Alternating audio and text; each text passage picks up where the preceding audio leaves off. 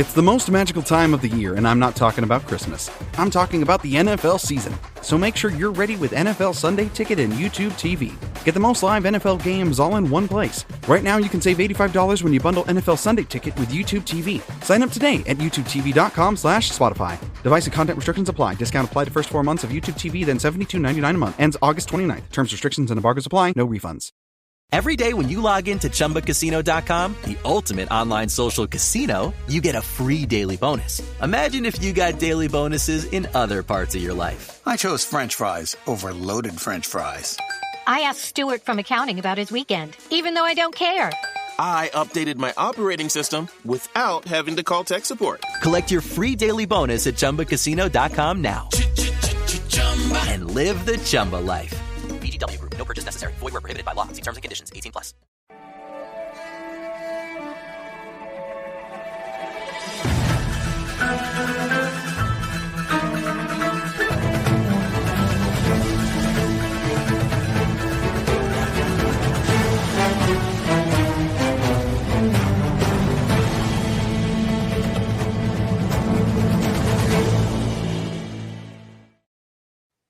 What is going on, everybody, and welcome in to another Birds of the Round Table. Tonight, we are going to be talking about the NFC East positional rankings. This time, we're doing the defense. I am joined by David. It's just the two of us tonight. David, how the hell are you today? Doing great, man. Looking forward to our debut Reese and Niche show. It's going to be a banger. So yep. I'm ready to get into it. Yeah, no, absolutely. This is what the future of Birds of the Round Table might just look like. Reese and Niece, I love it. But anyway, last time out we did the offense, and we were pretty heavily in the Eagles' favor. Not so much in the Giants' favor, as they have a garbage team, especially on the offensive side of the ball. But we're going to do defense here tonight. We're going to go position by position and rank all of the NFC East teams, just like we did last week. If you haven't seen it, please check it out after this episode, of course.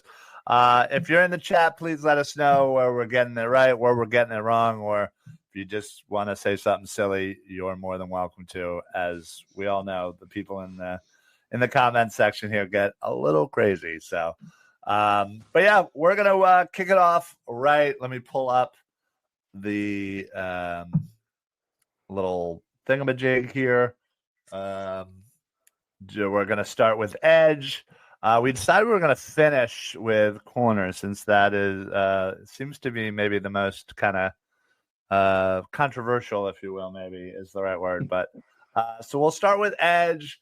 We're going to go ahead and rank them. Let us know in the comments where you have the edge ranked in the NFC East. David, I'll start with you. How do you have them ranked?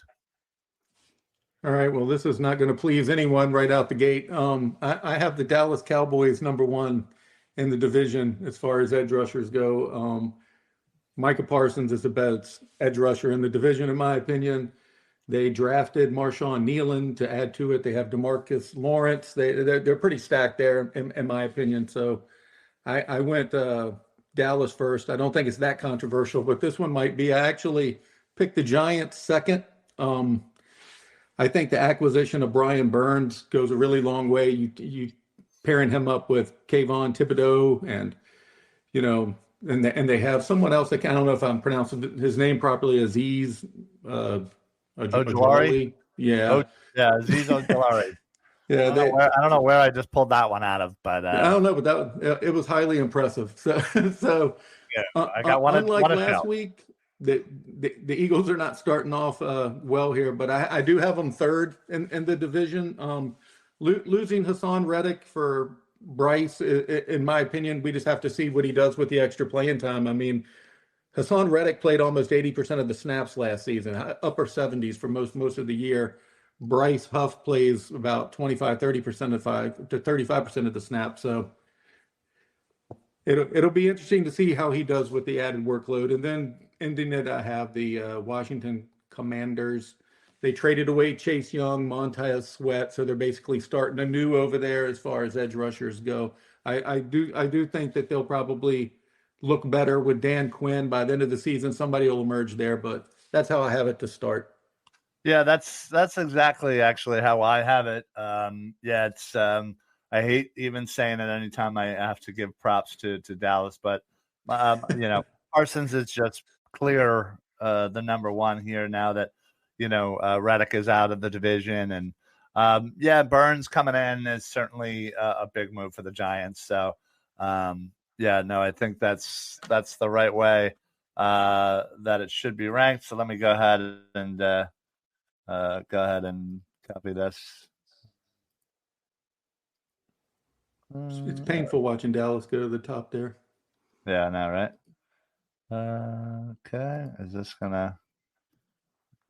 Yeah, we're gonna see if I can F this up properly. Yeah, no, definitely didn't. I'm not used to copy paste. Yeah, well, no, I'm not used to sheets. I'm a whatchamacallit? I'm a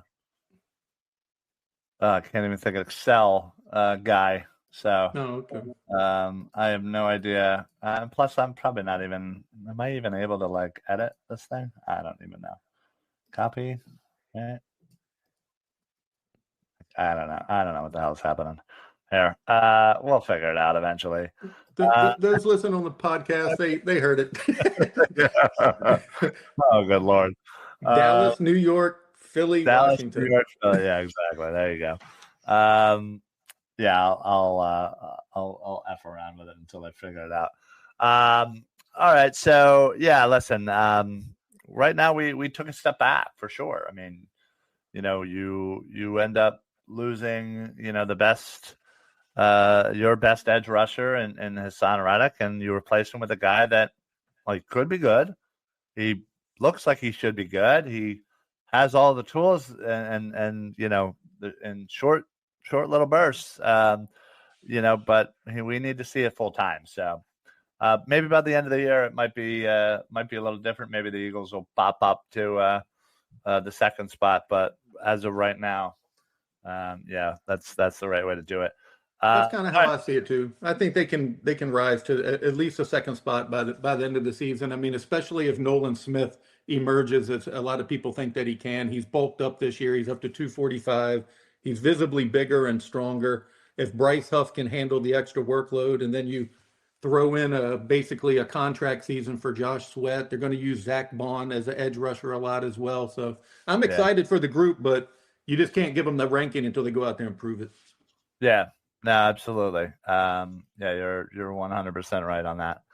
All right, let's see here. I wonder if there was a way. I was really hoping there was a way that I could open this up, this Google Doc, in Excel, but I guess I can't. So anyway, if anybody is a spreadsheet guy, let me know. I'm so ingrained in Excel, I literally work in it all day. I just don't know how to do anything else. All right, so let's move on to the defensive tackles here. This one is a little interesting. David, how do you see the D tackles playing out? I went the Commanders first overall. Deron Payne and Jonathan Allen just to me are the two best in the division right now. Two of the three of the best in the division, but they have clearly the best two. Losing Fletcher Cox, while some people thought that he wasn't as effective as he used to be, he still was playing at a very, very high level, and he led the team in defensive tackle snaps last year, and that's a hard thing to duplicate. I do have the Eagles second, Jordan Davis, Jalen Carter. I'm a big fan of Milton. I think he's going to really show out this season. I'm really looking forward to what he can do.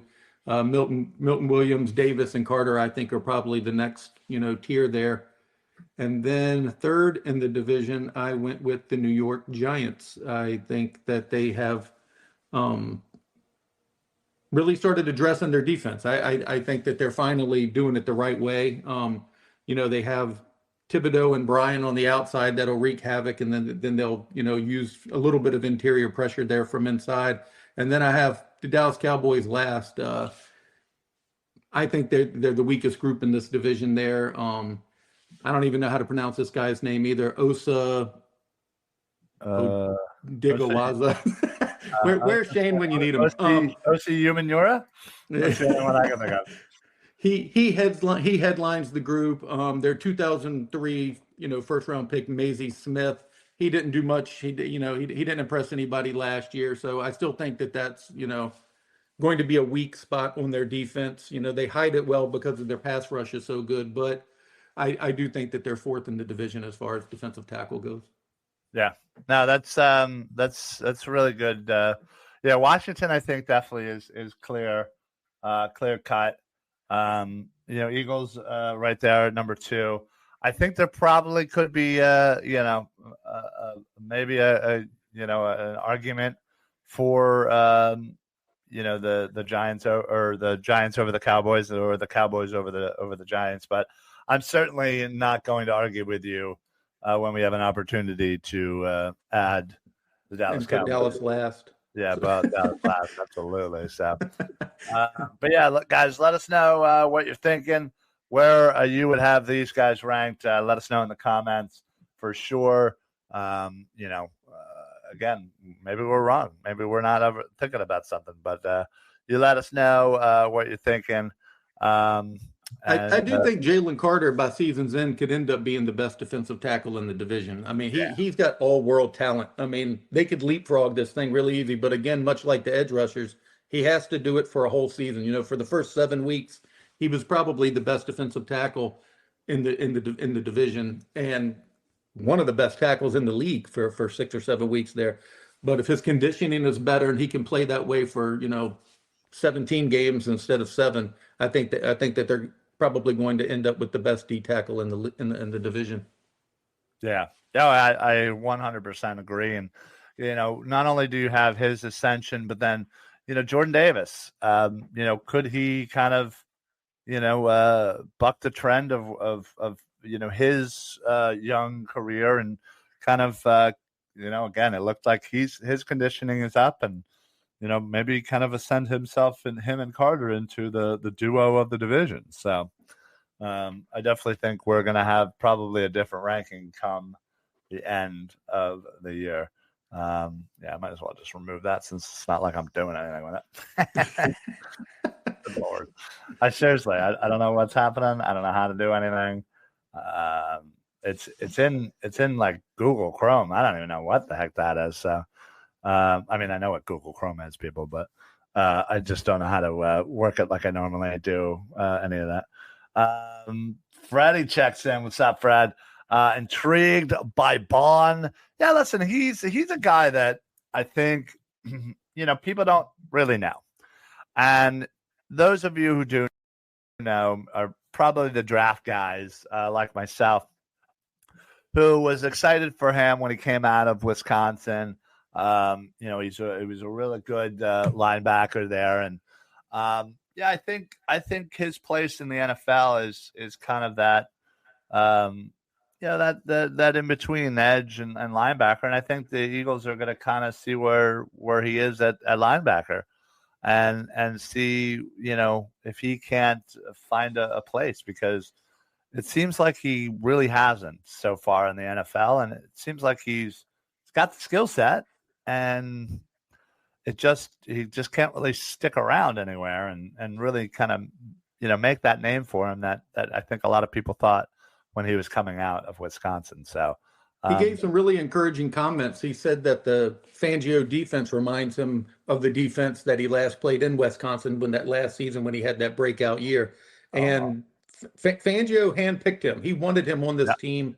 He wants to deploy him like he did Andrew Van Ginkel in 2023 last year. And if his numbers end up anywhere close to that, Van Ginkel had 6 sacks, an interception return for a touchdown, 19 quarterback hits, and 8 TFLs. So, I mean, if he comes even close to those numbers, because not many people saw a Van Ginkel breakout happening either. So you never know. It could be a Zach Bond breakout as well. That would be good. You yourself have personally guaranteed. I'm pretty sure Yes. it was a personal guarantee that Zach Bond, not to be confused by dives by Lloyd Braun, will get what did you say, over 5.5 sacks or over Yes. 5 sacks? Yes.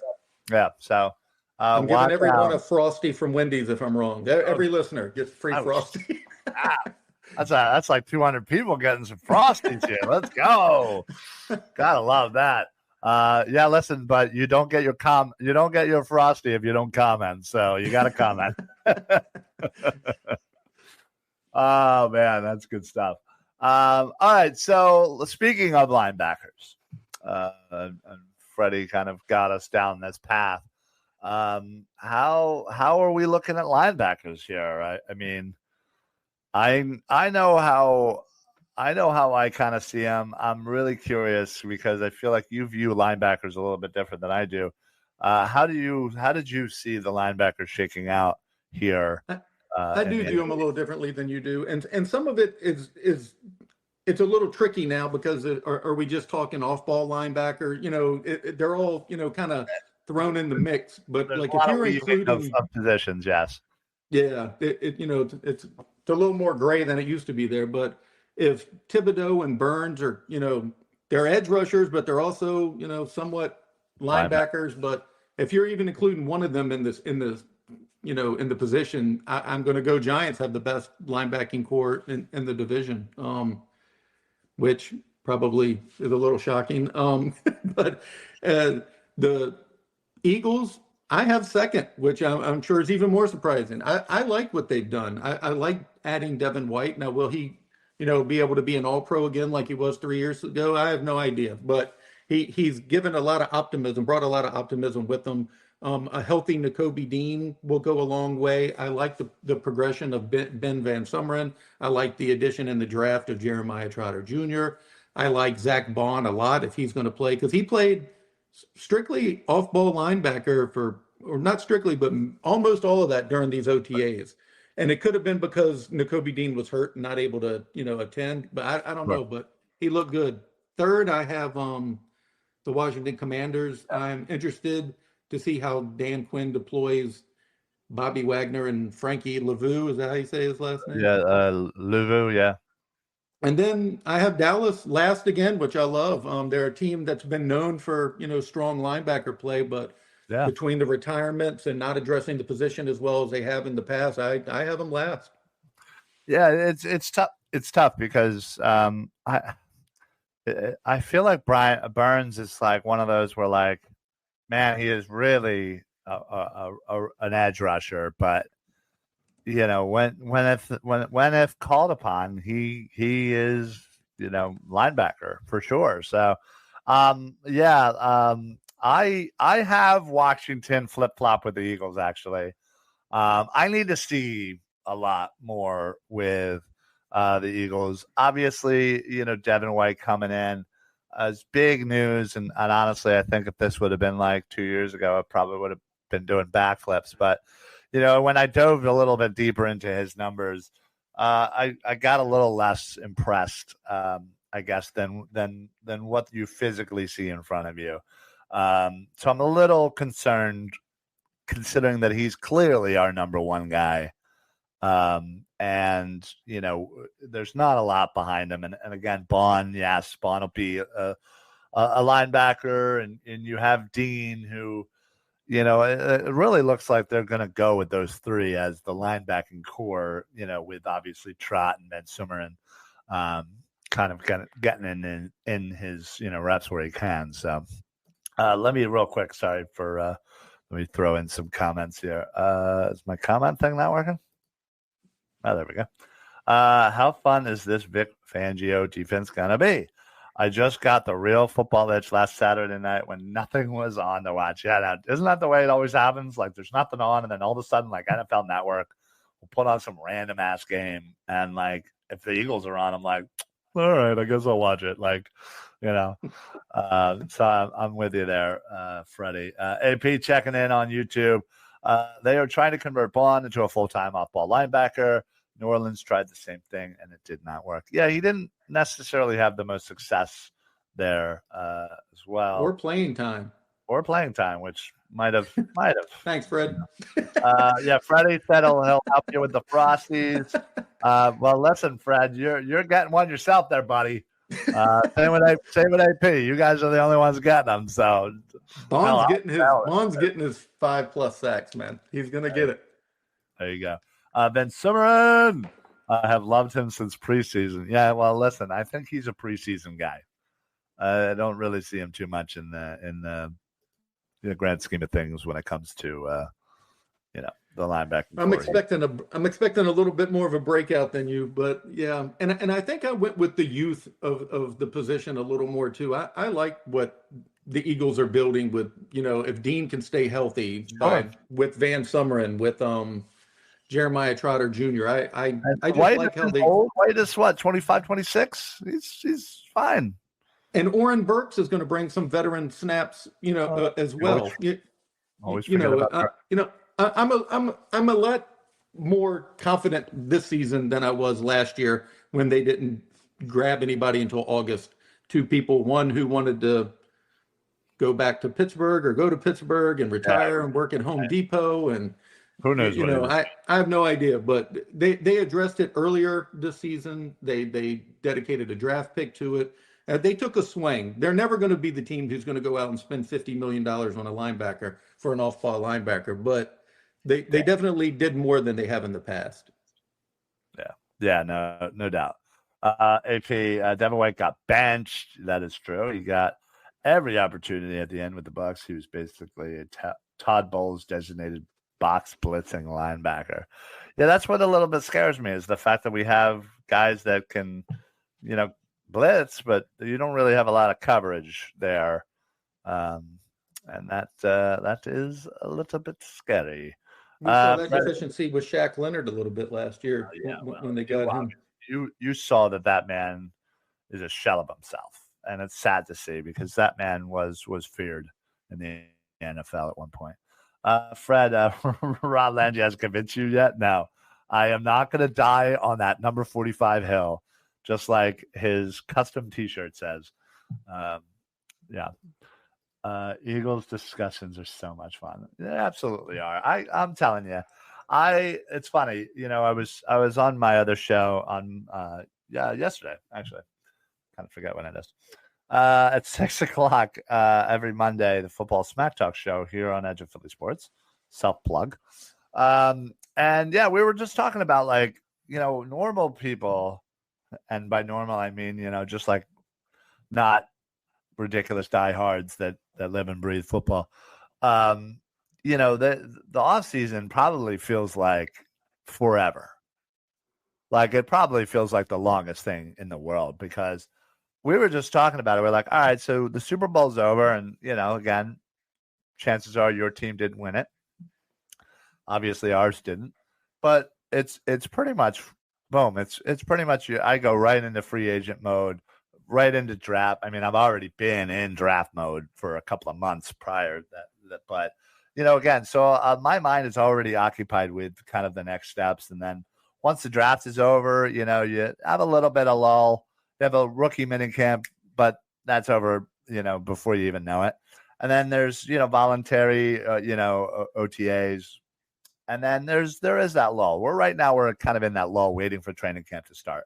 But this is the longest part for me. It's like about a month. I don't know about you, David, but it's usually about a month and a half that kind of gets to be the lull, rather than the February to, August that most people probably endure. I agree. Yeah. So, but yes, I am ready for football. I can talk football morning, evening, night, in the middle of the night, in my sleep. I probably have in my sleep. But we appreciate it there, Sandman. Thank you very much, bud. And before we get to our next position, safety, which is going to be safety, because we're mixing it up a little bit. I wanted to throw an ad out there for the best lawyer this side of the Mississippi. If you get hurt at work, in a motor vehicle accident, personal injury, or affected by criminal law, you call David R. Cherry of the Cherry Firm. Cherry Law Firm is here to fight for you and get what you deserve. Cherry Injury Law is a dedicated, well-established personal injury law firm built on the promise of aiding the seriously injured throughout the state of Pennsylvania. If you have been seriously injured in the state of PA by the negligence of another, and if you have questions for a Westchester or media personal injury attorney, please don't hesitate to call. Call 610-565-0300 or go to cherryinjurylaw.com. Let David R. Cherry fight for your right. And again, that number is 610-565-0300 or go to cherryinjurylaw.com. All right, there you go. Cherry Injury Law. I'll make sure you give them a call. Hey, I just thought of that right there. Man, I should just write these ads, shouldn't I? Mr. Sandman. Actually, I'm quite nervous about the season. Worried that Hurts and the offense might need a little bit more time to protect that offense. David, what's your thoughts on that comment there by Mr. Sandman? I definitely understand the sentiment. I mean, it's another offensive coordinator. It's learning things new. I mean, I don't know if he said it, a little tongue in cheek there when Jalen said it's like 95% new. I don't think that's really the case, but I mean, there are going to be some hiccups along the way. Anytime, you implement a new coordinator, there is going to be a learning period. Sure. But if the coordinator is as good as advertised, much like Shane Steichen did, it didn't take that long when Shane took over for Sirianni during the 2021 season, and it rode him all the way to the playoffs, and then it rode him all the way to the Super Bowl a season later. So while it might take a few games to get cooking, I do think that they'll be fine overall. There's just too much talent on the team and too much dedication. Yeah. No, I agree. I don't expect there to be a slow start. Again, you look at this offense and you essentially have 3 new starters, maybe 4 if you want to count, that wide receiver 3. But, again, that's kind of a secondary player. But, you have, a right guard that's now going to be your starting center. So he's playing a new position, but he's used to the guys there. You got to figure out who's right guard. You obviously have Saquon Barkley, who nobody should be worried about. And then, like I said, you basically have a new wide receiver 3, which ultimately is going to be a lot better than the wide receiver 3 we've been throwing out there. So I'm excited about this offense. I think it's going to be super high powered. I think we're going to be scoring, 8 points a game, somewhere in that range. I think we're going to be a top 5 scoring offensive team. And it's the defense that we all should be worried about. There's a lot of turnover on this defense. There's, you lost your veteran and Fletcher Cox. Brandon Graham is, let's be honest, we're probably not going to get a lot out of him. He's going to have pretty limited reps. You have a couple of young guys here that really could step up and make that transition, a lot less impactful, if you will. And then you have the defensive backfield, which is a cluster, in my opinion, but in a good way. There's a lot of talent. Before, we used to have a lot of people, and they were just bodies, and it was like, oh, we had a guy or two, and then it was just Drek, and it was like, oh God, let's pray to God nobody gets hurt. Now it's like, all right, you still got a couple of really nice guys up at the top, but now that level of the next man up, if you will, is a lot higher, wouldn't you say? Oh, absolutely. Yeah. I'm not as concerned with the defensive backfield as I was, and we're about to get into that at the safety position. But we are. And apparently, happy birthday, Luke. Luke, wherever you're at, happy birthday. All right, so safeties. What do we got for the safeties? What are we saying? The Eagles currently have 7 safeties on the 90-man roster right now before they cut down. 7. And I think, and 8 if you're going to count Avonte Maddox over there, but 7 again if you're not counting James Bradbury, who they are counting at safety now. but yeah, because I don't expect him to be on the team. But yeah, they have 7. Of those 7, I only think 3 are going to be on the 53-man roster come opening day. And despite that, I still think they have the best safety group in the division. I think the Eagles are number 1. C.J. Gardner-Johnson being back is going to solidify a lot of the problems that were back there. He does not tolerate mistakes. He's jumped Cooper DeJean's, bad play and miscalculation even during OTAs. He is going to demand everybody play harder. He's a very good player. You got him. You got Reed Blankenship. You got Sidney Brown already back running 22 miles an hour straight line speed. He ain't going side to side yet, but he is able to go forward. So I have them one. Second, I have the Cowboys. Malik Hooker. He looked pretty well with Dan Quinn. I guess they have a new DC now, Zimmer. Is that who they have? Wow. I think he'll be fine. I then went with the Giants. I think their draft pick of Tyler Nubin kind of springs them a little farther ahead than the Commanders. Plus, our old friend Jalen Mills is over there playing a little safety. But yeah, I think Mills and Nubin and Dane Belton and Pennock, if that's how you say his name, I think they're just a little better than the safety room that the Commanders have. So I went Eagles, Cowboys, Giants, Commanders. Yeah, no, that's pretty good. That's actually what I have because I feel like the Commanders, they lost Curl. So yeah, they didn't do a really good job of replacing him. And as you said, the Giants, you brought in Nubin. Nubin was a guy, man. I really, really wanted him coming out of Minnesota. So it's gonna be hard for me not to not root for him. But he's got big shoes to fill after they lost their safety. But yeah, oh, absolutely. But you're right. Dallas definitely seems to have the next tier of safety. And I like the Eagles of what they've done, and they have a lot of versatility with the safeties, as you say. Maddox, whether it's him, whether it's Bradbury. Obviously, we assume he's going to get Cooper DeJean. Cooper DeJean, exactly, another one.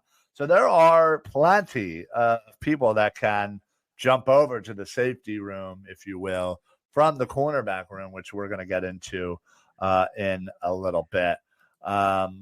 Eagles X's and O's at Shane Half, who is not here. Dibes and Shane could not make it tonight. Shane, I believe his kid is in the baseball playoffs, so good luck to him. And Dibes apparently needs to call David R. Cherry at Cherry Law because he done broke his back. He's got a little bad back, so rest up, get better, and we'll see you guys shortly on the next episodes. Eagles X's and O's also says Nubin is slow. Relatively speaking, I guess. Slower than maybe your average safety, but I wouldn't. He's just better than anything the Commanders have. I wouldn't say that's a detriment to his game. You know what I mean? So, yeah. So anyway, getting back to this one, who will start at nickel? David, what is your opinion on who will be the Eagles' starting nickel cornerback? Right before we're about to get into our cornerback discussion. Honestly, I don't know if they know who their starting nickel corner is going to be yet. It could be Cooper DeJean, it could be Tyler Hall, Zach McPherson. They have some Avonte Maddox. They have a lot of options. I don't know that it'll be any one person. I think a lot of this is just going to be a feel for the game, matchups at the beginning. I think long term their desire is it's Cooper DeJean, but we sound like a broken record saying it, but until a lot of these draft picks and question marks show it on the field, it's very hard to say that. They did a good job bringing in insurance policies like Tyler Hall this season, which is something they didn't have last year after Zach went down and Avonte Maddox went down. They were in a big hole. Yeah. This year they've prepared a lot better than they have. I do not think it would be Isaiah Rodgers, who a lot of people keep saying he barely ever has played in the slot before. Yeah. I don't see that. Plus, he's one hell of a good outside corner. It wouldn't even surprise me if he's CB2. But we're about to get into that one. But yeah, we are. I've been really impressed with him. But by season's end, I think the Eagles' desire is for it to be Cooper DeJean. Yeah. Yeah, listen, the beauty of the injury bug sometimes is that the youth get to play. And to the Eagles, to that point, you had a lot of young rookie corners that were able to get a lot of significant playing time, which goes a long way. And I think that strengthens, the overall room, if you will. So that way, should the injury bug happen again, you have people who have a little bit of experience that you're not going to be, holding your breath every time they're out there. So CJGJ could be the starter for all we know. I mean, he's fully capable. Very capable. They have a lot of good options this season. Yeah, it's beautiful. Nooms, I feel a 10-17 with a slow start, but a much better playoff fate, a more seasoned playoff fate, if you will. And he goes on to say 10-7 due to the injuries. Well, again, hard to predict injuries, but a healthy at the right time in the playoff run. Okay, well, he's got it all figured out. That's pretty good. I mean, listen, 10-7 isn't great, but if you're in the playoffs and you're on a run, anything could happen. So AP checks the schedule is a little tough for them. They're on the road like 2/3 of the time the first 10 games, and then they're at home 2/3 of the time to end the season. So, and they start the season off in Brazil. There's a whole lot of wonky things going on, at the beginning of the season. So really, he wonky. could be right. You never know. And I mean, you're right. They go to Brazil and then they come back and then they have a Monday night game against the Falcons at home, and it's like then 2 more road games. Yeah, then 2 more road games. So like they don't ever play on Sunday, And then 1 home game and 2 road games again. Like it's a lot of that's because of the Phillies, because they're expecting them to go deep, so they didn't want all of the commotion down there. True. South Philly there. I would be a little surprised if Quignon plays nickel, but he's completely capable. I mean, I don't know how often he did it in college. When I was watching tape, I don't remember seeing that a lot. I didn't see it either much. But he's a very talented player, and if you want to get your rookie on the field early, I mean, one way to do it. It's one way to do it for sure. All right, so let's get into the cornerbacks here. We have gone through the edge, the D tackle, the linebacker, the safeties. It is now time to talk about the corners for the NFC East. David, what is your official NFC East rankings for the cornerbacks? Kind of like I did at linebacker, I believe more in health and youth, and I believe in what the Eagles have done. I can't discount it. I have the Eagles with the best corner. I like drafting Quignon. I like drafting Cooper DeJean. I'm a bigger proponent of BP Slay than a lot of others. I think he's a very good player. I think he plays hard. I think he's a great mentor to these guys. I'm ecstatic about the progression of Isaiah Rodgers. I'm really happy with the group that they have. They have 13 corners currently in camp. At most, 7 of these guys are going to make it. They're very high on Sean Stevens. They're very high on Josh Jobe. I mean, and these are names, Perry Nickerson. These are guys who have a very hard time finding, a roster spot. Mario Goodrich. They have Keely Ringo. They have a lot of guys, and I'm excited to see what they do with them. I think the scheme is going to help them a lot. I think that the youth is going to help them a lot, and I'm very excited about it. So I went with them first. Okay. I would have had Dallas first, I'll admit it, if Trevon Diggs wasn't coming off a torn ACL.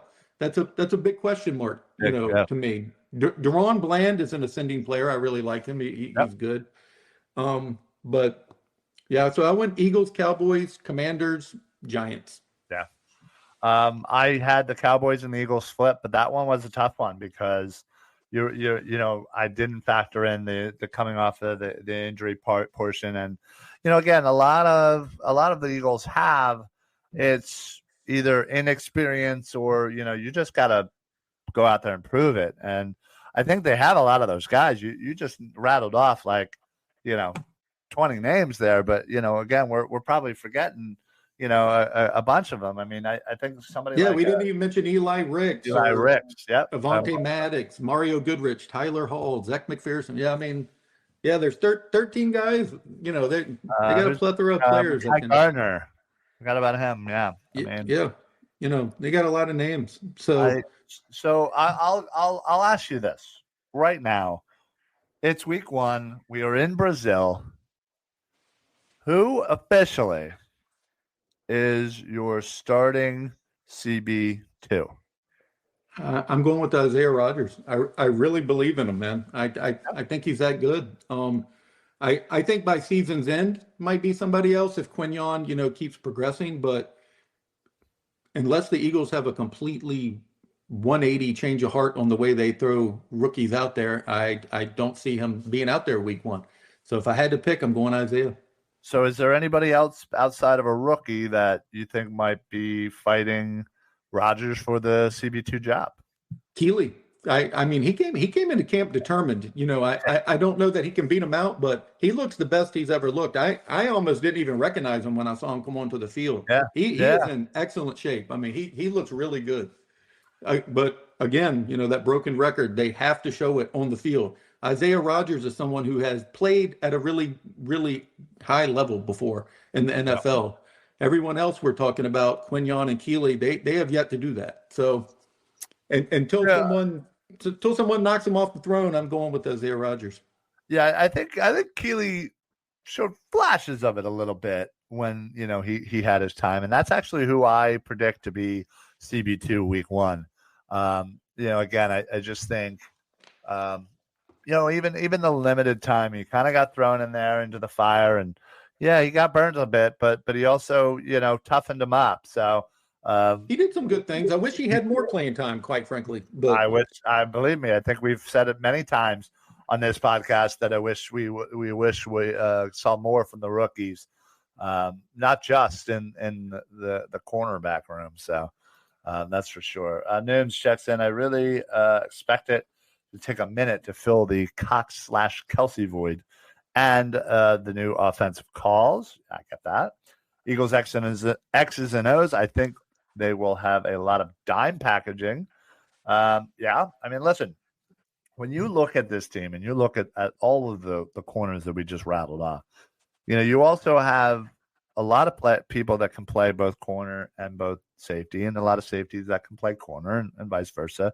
We obviously mentioned Garner Johnson, as somebody that could kind of, I really do just kind of like him as just play defensive back.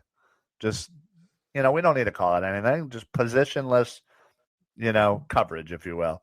Go out there. The NFL is trending. I mean, you're right. It's a lot of gray areas these days back there. Yeah. So he's a perfect guy that can kind of play where he needs to, kind of, see the whole. He's great at seeing the kind of the whole field, seeing how the play develops, and being where he needs to be, obviously. So that's why I think him being on this team, that versatility, is going to allow others to be able to do their thing a lot more cleaner, if you will. So. And I loved what Washington did getting Mike Sanger still too. I'm a huge fan of him. Yeah, I like the Giants getting Andrew Phillips, though I think they lack a true number 2 corner. They got Deontay Banks, I believe. Yeah. And Washington has Forbes. Year? Yeah, they're both in their second year or third year, is it? Yeah, Banks is second, I think. Forbes is second. They both came out the same year. So Banks was Maryland. Forbes was what, Mississippi State? Mississippi State, yeah. And Washington also has Benjamin St. Just. St. Just. Don't forget, Emmanuel Forbes is A.J. Brown's son. So yes, yeah. But I think that they saw the trends too, and they took their shots getting some of these corners. I'm a big fan of Andrew Phillips. I think he'll probably play a lot of the slot, but year 1, I think unlike what the Eagles do, they'll utilize him, but early and often. Yeah, for sure. Marty agrees with your Rodgers as CB2.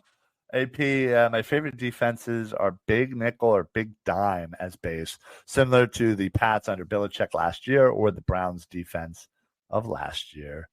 Nooms really wanted Sanders still. Me too. I remember doing a lot of stuff on him, and I remember Dives just gushing over him. And that's kind of my first experience of Sanders still, and then I kind of dove in. Base defense will definitely be a 4-2-5. Those Eagles X's and O's, I believe it. I agree. Also because of your YouTube name. It just has to be right if you're going to talk X's and O's. Huff, Carter, Davis, and Sweat. Yeah, that sounds like a pretty good 4 to me. Let's see, White and then Dean. Okay. Really? You think Dean over Bond, huh? What say you, David? It depends on how they're going to utilize Bond. If he's going to be more of an edge rusher, or if he's going to be, an off-ball linebacker there. I see him like I said earlier. I see him more in that role like that Van Ginkel had. I think he's going, he's going to wreak a lot of havoc wherever he's at. Dean, I really liked him in college. I have the highest of hopes for him, and I hope he can come out there, because a lot of his injuries have been fluky. It's not like that he has something that continually reoccurs. It's it's been different things happening to him. I don't think that he was even injured in college. I mean, this is it was after the season that he had kind of that lingering back. Yeah, I don't think he ever missed time at Georgia with injuries. I was a big fan of him. I remember I was on a chat that he was a part of on draft night, and he was angry that he fell. I mean, he was, and he kept talking about his chip. Somewhere I have the YT clip I saved of him talking about that chip on his shoulder. But if anybody's going to come in determined and able to overtake a spot that he feels should be his, it's him, because he is a very determined player, man. I have utmost respect for him, and I am a big fan of him. Yeah, I think a lot of people are rooting for him. That's for sure. I know I am. And then finally, Slay, Chauncey, Gardner-Johnson, Blankenship, and Rogers. And that all seems pretty right to me. And then I was low-key excited for how Ajomo and Milton Williams finished the season. In fact, speaking of Milton Williams, I did actually hear that the Eagles are working on a potential extension for Milton Williams. I think a lot of people were assuming that, given the landscape of the D tackles on the Eagles, that Milton Williams would kind of ascend a bit this year and go get himself a bag, as the kids say. But hey, if we can lock him down for a couple of years here at a team-friendly price, let's do that. I'm all for that. Yeah, absolutely. I mean, when you see what these DTs are getting in free agency, it is best to lock him up before he ever sees that day. Yeah. And I thought he was trying to gamble on himself, but maybe he is willing to take some in between deals that he sees as fair. Yeah. I'm really excited for Morrow as well. I'm really looking forward to seeing him. Could not agree more. I think he really complements the D tackles there in the middle, and kind of gives you that true rotation of if you have Milton and you have Ajomo out there, you give Davis and Carter a breather for a few, maybe even if it's a series. I don't think I mean, obviously, Carter is fantastic, and Davis certainly has his moments, especially in the run game. I think people really do appreciate his ability to stop the run, even with all of the conditioning and all the other noise. He's still stat wise and did rather well against the run. So he's a true NT, and people were expecting him to be a little different. Yeah. AP Van Ginkel was an edge rusher. Bond is a projection. He's never paid more than a handful of in coverage in the NFL. Yep. Hoping Fangio rotates D linemen for sure, more than last year. I'd like to see dime with odd fronts. Runs get spilled outside, makes it easier for safety / nickel to fit the run. It's a good idea. They definitely had trouble containing and doing that throughout the season, so I like that idea as well. Oh, he's just adding. That's probably the front five. I like that as well. Five, yeah, that's not bad. I'll take that for sure. I mean, good luck, against that. And again, I think the Eagles are and much. Vaughn is a projection. I know a lot of people, when I first said he was going to get 5 sacks 2 months ago, people thought I had lost my mind. But people's heads were falling off. As the season's gone on, and as you've seen in more reports and seen how they're utilizing him some, I mean, I do think he has a chance. I'm expecting a lot, yes, but I do think that he was brought in here for a purpose, and if he can play the way that he's going to be given the opportunity to do, I think that he will impress and make his name a lot more known than people thought when I mentioned him in April. Yeah, no, agreed. I think you were well ahead of that curve, for sure. All right, folks. Well, there you have it. Sorry for the Google Doc spreadsheet mishap. I'm an Excel guy. I apologize. I couldn't figure it out. My bad. They got to see your face more, though, so I mean, it all worked out. Right. That's what the people want anyway. Like, come on, let's be honest. So there you go. We went ahead and ranked each defensive position in the NFC East. Please make sure that you listen and view our offense that we did the last time out. It is always a fun show. Shout out to Dives. Hopefully the back's feeling better. Pop some Motrin, or if you got something stronger, have a party. And of course, Shane, good luck with the baseball playoffs. Hopefully y'all do well, and you can come back and we can talk about it before training camp, which is in 3 weeks? Mm-hmm. About, give or take. Yep. So we're getting there. We are less than I think we're less than 2, or maybe we are 2 weeks away from NCAA college football coming out. So I know a lot of you football fans are excited about that. I think that is going to do it for us. David, please let the people know where they can find your stuff, what you're up to, and overall general thoughts. Time's yours. You can find everything I write at my handle there on the screen at PHL Eagle News for Metro Philly and Philly SN Sports there. I did a positional overview of the defense and offense this week. It's 2 separate articles. 2 weeks ago was a piece on Mark McMillan. He was kind enough to give me a lot of his time. He's got some of his retro throwback jerseys for sale on his website now. They're unbelievably awesome. Yeah, I was like, oh, I might want to get one. Yeah, so you can check all that out. I've started working on my list of 75 college players season starting. So it's going to be a very, raw list there. But with the downtime, I started watching.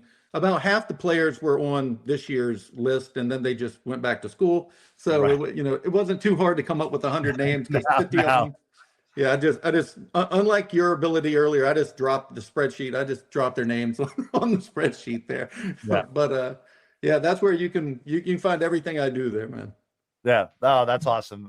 Please make sure you go ahead and read David's articles. Follow him on X at PHL Eagles News. And what a great follow. David always puts out really, really informational stuff. So if you're a big Eagles fan and you're not following him, are you really an Eagles fan? Really all I got to say. As far as for me, Mondays, I do Football Smack Talk show podcast here on Edge of Philly Sports at 6:00. And then I'm with my man Dimes, 9:00 for Party on Broad. We just talked about the Sixers offseason free agent moves last night, so please check that out as well. And then I'm kind of all over the place on Edge of Philly Sports or on my own network at Philly Sports Alliance, but you can check me out on X right down here. But that's going to do it for us. And don't forget to follow us at Eagles Pinpool. That's right. The podcast, Twitter handle. Give Shane a follow at Shane Half NFL. Give Dobbs a follow at Mr. Crockpot. Download the Eagles Pinpool Network wherever you get your podcast, man. Apple, Spotify, wherever. Google. You'll get Chalk Talk or on the Shane page. Eagles Pinpool Network also has the Birds of the Round Table, any of your work. I mean, Yeah, go subscribe to everything. And if it's a Eagles 5-star rating, leave it. If not, just keep it to yourself. Yeah, seriously, folks, we do appreciate all of the love and the support, especially as we're kind of building this new network, Eagles Pinpool Network. We only have a couple of shows kind of running right now, but there is a really good kind of Eagles memory show talking about some of the great memories in Eagles history. So John check that Stolness, John Stolness, great, really well done. Yeah, I listen to it every week myself. It's excellent. He just interviewed Joe Banner like a couple weeks ago. Really interesting interview. Very, very, very fun. And thank you to everyone for the comments and following along, chatting on Twitter, X, whatever you call it. You get free Frosty. So yeah, and we might. I don't know. Who knows? But yeah, seriously though, there's a lot more great shows coming to the Eagles Pinpool Network as the football season gets closer. So please check that out. Please make sure that you're following. We're going to be having a lot of great shows. So that's it for us. We're going to get out of here. Hopefully next week, Dives is back. We'll be working, and Shane will be back as well. So we appreciate all of y'all. Make sure you guys are following everybody on this show. The best Eagles Roundtable show that there is in the history of Eagles Roundtables. It's the Birds of the Roundtable, baby. Let's go. We will see you guys next week. So for EOSP, Eagles Pinpool, and the Birds of the Roundtable, we will see you guys. I know there's a lot. Mouthful of that. Yeah, we will see you guys next week, as I am desperately searching for the outro that I cannot find. So, there it is. Bye.